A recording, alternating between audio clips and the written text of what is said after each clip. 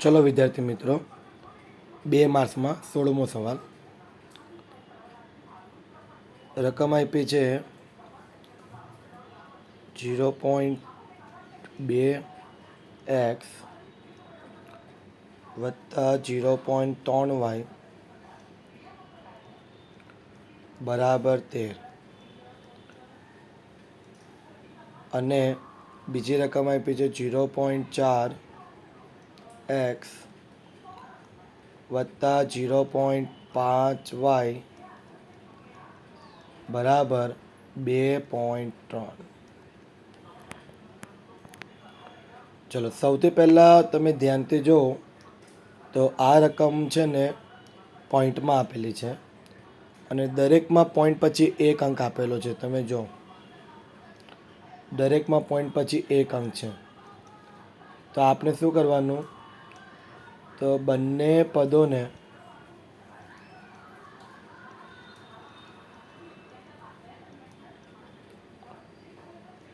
દસ વડે ગુણતા, ચલો બંને પદોને 10 વડે ગુણી નાખીએ તો પદ તમારું બનશે 2x પ્લસ 3y બરાબર 13.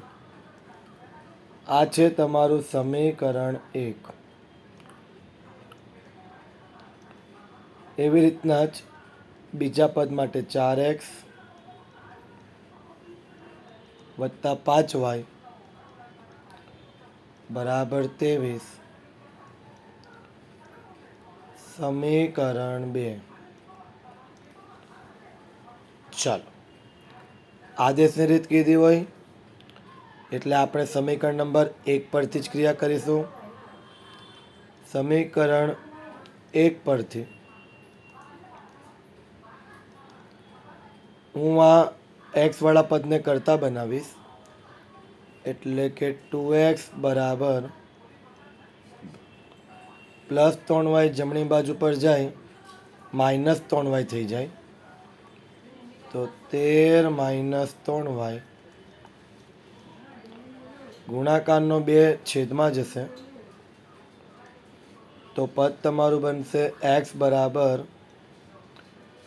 13 માઇનસ 3y આખાના છેદમાં 2.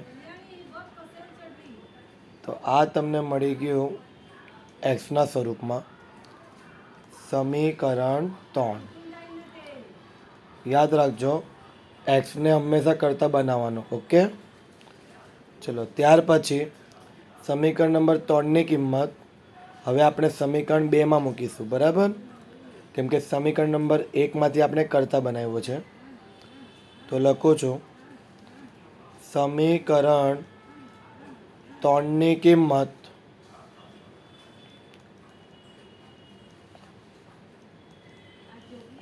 સમીકરણ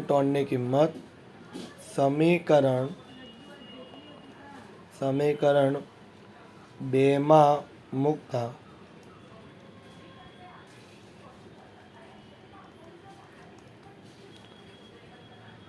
તો સમીકરણ 2માં આ જે એક્સ દેખાય છે તમને, એ એક્સની જગ્યા પર હવે આ વાળું પદ મૂકીશું આપણે સમીકરણ 3નું. તો 4 કૌંસમાં એક્સની વેલ્યુ 13 માઇનસ 3y આખાના છેદમાં 2 વત્તા 5y બરાબર 23. ચલો, આ 4 અંશમાં છે અને આ 2 છેદમાં છે. યાદ રાખજો, બંને વચ્ચે ગુણાકારની ક્રિયા છે. તો 2 દુ 4, તો 2 કૌંસમાં 13 માઇનસ 3y વત્તા 5y બરાબર 23. ચલો અંદર ગુણાકાર કરીશું. 2નો ગુણાકાર 13 સાથે કરું તો 13 દુ 26 માઇનસ 2નો ગુણાકાર 3y સાથે કરું 6y. પાછળનું પદ એઝ ઇટ ઇઝ 5y બરાબર 23. -6y વત્તા 5y કરું તો -y બચે. +26 જમણી બાજુ પર જાય તો -26 થઈ જાય. તો પદ તમારું બને 23 - 26. -y બરાબર 23માંથી 26 જાય તો માઇનસમાં 3, માઇનસ માઇનસ ગયો તો y બરાબર તમને મળી ગયા 3. અને હવે સમીકરણ 3માં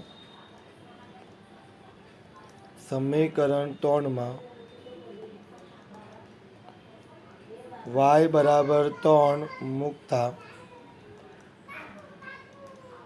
તો મૂકી દઈએ x બરાબર 13 - 3, yની વેલ્યુ 3 આખાના છેદમાં 2. તો x બરાબર 13 - 3 તાલી 9 આખાના છેદમાં 2. 13માંથી 9 જાય તો 4 આખાના છેદમાં 2.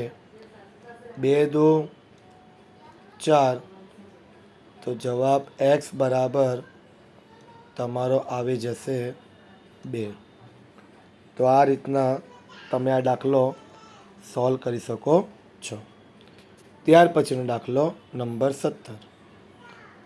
રકમમાં s - t બરાબર 3 આપેલું છે. એ આપણા માટે બની જશે સમીકરણ 1. અને s/3 વત્તા t/2 બરાબર 6 છે. ચાલો ચોકડી ગુણાકારની મદદથી સમીકરણ આપી દઈએ. 2નો ગુણાકાર હું s સાથે કરું તો 2s વત્તા 3નો ગુણાકાર t સાથે કરું તો 3t. અને હવે છેદોનો ગુણાકાર 3 દુ 6 અને આ 6નો ગુણાકાર જો હું 6 સાથે કરું તો 36 થઈ જાય. યાદ રાખજો 3 દુ 6, 6 36. આ બની ગયું સમીકરણ 2. ચાલો હવે આપણે શું કરવાનું છે તો કે પાછું આદેશની રીત જ કીધી છે. તો સમીકરણ 1 પરથી હું એસને કરતા બનાવી દઉં તો -t જમણી બાજુ પર જાય તો +t થઈ જાય. તો s બરાબર 3 + t. આ મારું બની ગયું સમીકરણ 3. હવે સમીકરણ 1માંથી આપણે કરતા ધાર્યું છે તો સ્વાભાવિક છે કે સમીકરણ નંબર 3ની કિંમત સમીકરણ 2માં મૂકવી પડે. તો લખી દઉં છું સમીકરણ 3ની કિંમત સમીકરણ 2માં મૂકતા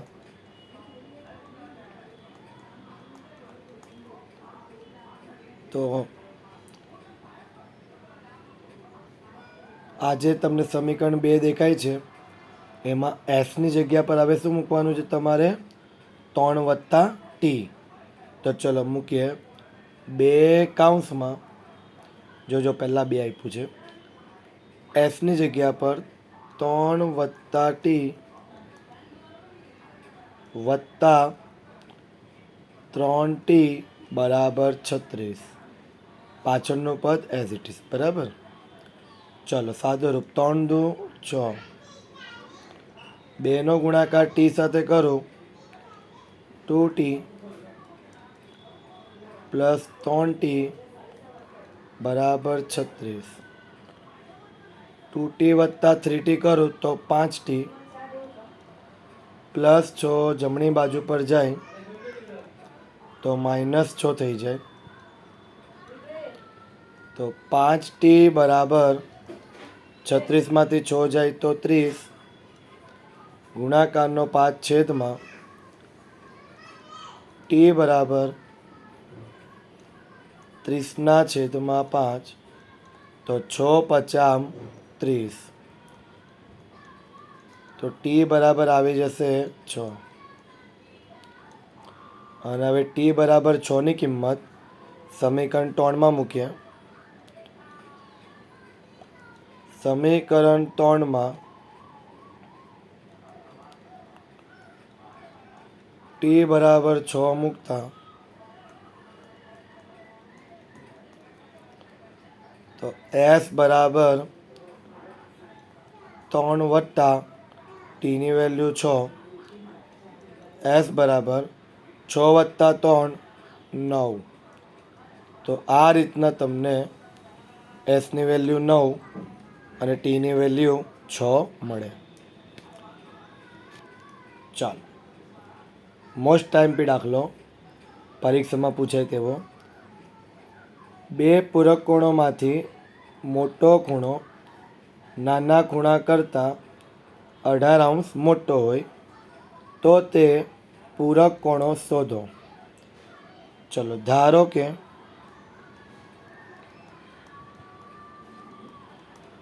સૌથી પહેલા પોઈન્ટ આનો બનશે પૂરક કોણોનો. યાદ રાખજો, પૂરક કોણોના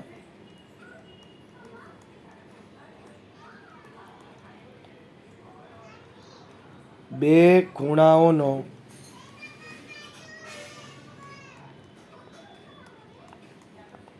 સરવાળો 180° થાય. યાદ રાખજો. ચલો, હવે આપણે ધારી લઈએ. ચલો, મોટો ખૂણો નાનો ખૂણો કરતાં 18° મોટો કીધું છે, તો અહીંયા બે ખૂણાઓની વાત કરી છે. એક મોટો ખૂણો લેવાનો છે અને એક નાનો ખૂણો. તો ધારો કે મોટો ખૂણો આપણે ધારી લઈએ x, તો નાનો ખૂણો ધારી લેવાનો y. ઓકે, મોટા ખૂણાને આપણે x તરીકે ધારી લો, નાના ખૂણાને y તરીકે ધારી લો. ચાલો, તો પૂરક કોણોના બે ખૂણાનો સરવાળો 180 થાય છે. તો ચલો, કયા બે ખૂણા છે? તો કે મોટો ખૂણો અને નાનો ખૂણો. આ બંને ખૂણાઓનો સરવાળો 180 થાય. તો સમીકરણ બનાવીએ, x + y. મોટો ખૂણો અને નાનો ખૂણાનો સરવાળો કેટલો થાય? તો કે 180. તો x + y બરાબર 180. આ છે તમારું સમીકરણ 1. નંબર 2. હવે સ્ટેટમેન્ટ શું કહે છે? તો કે મોટો ખૂણો નાનો ખૂણો કરતાં 18° મોટો છે. ચલો, મોટો ખૂણો એટલે કોણ? તો કે x બરાબર નાના ખૂણા કરતાં, નાનો ખૂણો એટલે y. 18° મોટો છે. મોટો છે એટલે શું મૂકી દેવાનું? પ્લસ.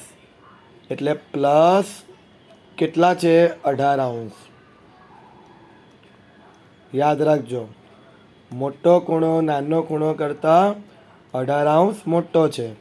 એટલે મોટો ખૂણો x બરાબર નાનો ખૂણો y 18° મોટો છે. મોટો એટલે પ્લસ. પ્લસ કેટલા કરવાના? 18°. ઓકે, ચલો, તો આ બની ગયું તમારું સમીકરણ 2. આ છે તમારું સમીકરણ 2. અને હવે આદેશ રીતે જ કરી દેવાનું. બોલો, તમારા પાસે સ્વરૂપ તમારું એક્સના સ્વરૂપમાં જ છે. તો બહુ સિમ્પલ દાખલો, સમીકરણ 2ની કિંમત સમીકરણ એકમાં મૂકતા તો ચલો સમીકરણ નંબરમાં આ જે એક્સ છે એની જગ્યાએ વાય પ્લસ 18 મૂકીશું તો વાય વત્તા 18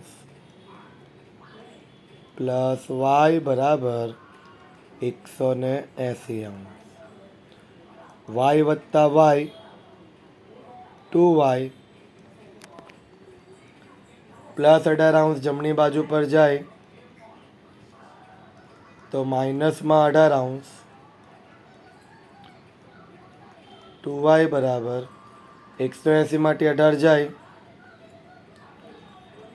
તો 162 બચે ગુણાકારનો 2 છેદમાં જાય y બરાબર 162 છેદમાં 2 તો 81 ગુણ્યા 2 કરું તો 162 થાય તો y બરાબર 81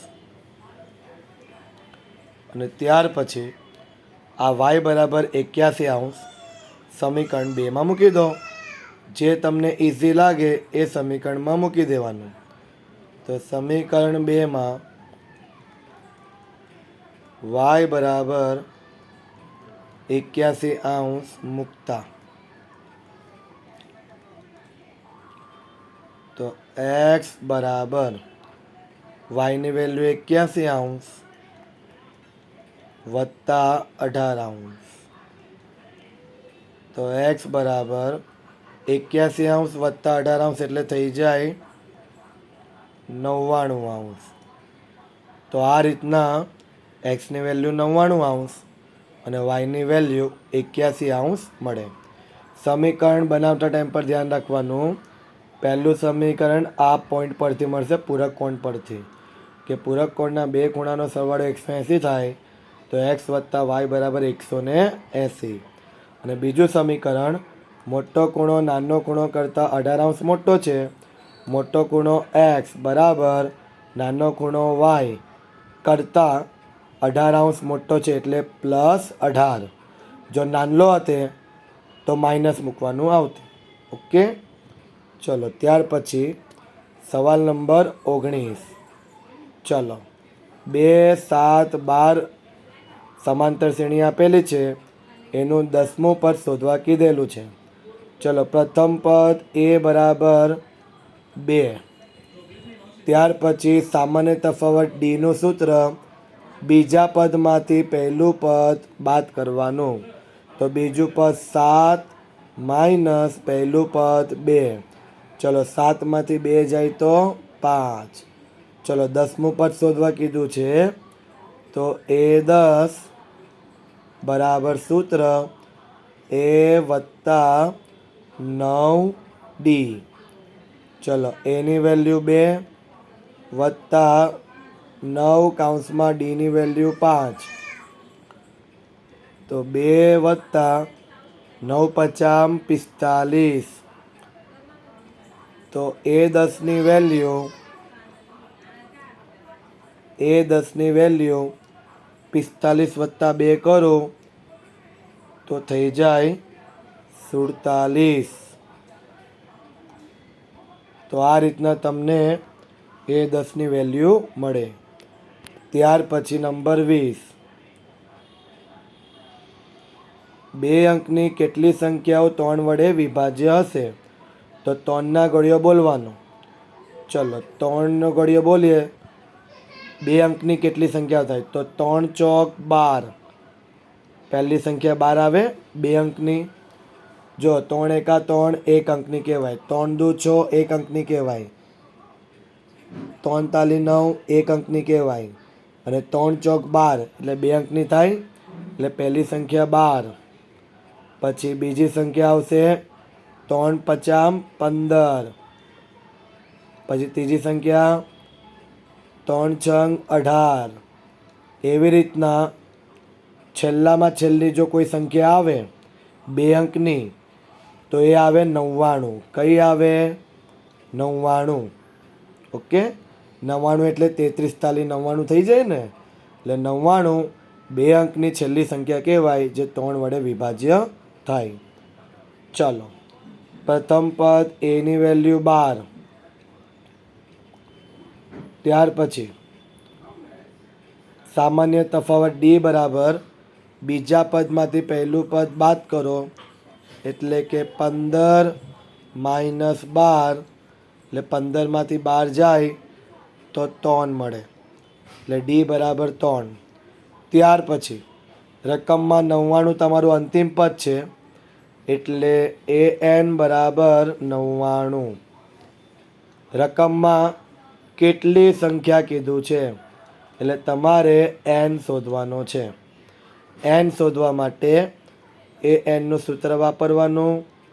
એ એન બરાબર એ વત્તા કૌંસમાં એન માઇનસ 1 ઇન્ટુ ડી. ચલો, એ એનની વેલ્યુ 99, એની વેલ્યુ 12, એન શોધવાનો છે, ડીની વેલ્યુ 3. +12 ડાબી બાજુ પર જાય તો -12 થઈ જાય. 99 માઇનસ 12 બરાબર n માઇનસ 1 ગુણાકારમાં 3. 99માંથી 12 જાય તો આવી જશે 9માંથી 2 જાય તો 7, 9માંથી 1 જાય તો 8. તો 87 બરાબર n માઇનસ 1 ગુણાકારમાં 3. ચલો, ગુણાકારનો 3 છેદમાં જાય તો 87ના છેદમાં 3 બરાબર n માઇનસ 1. ચલો, 3 દુ 6, 2 બાય 4 27 બાયના 9 તાલી 27.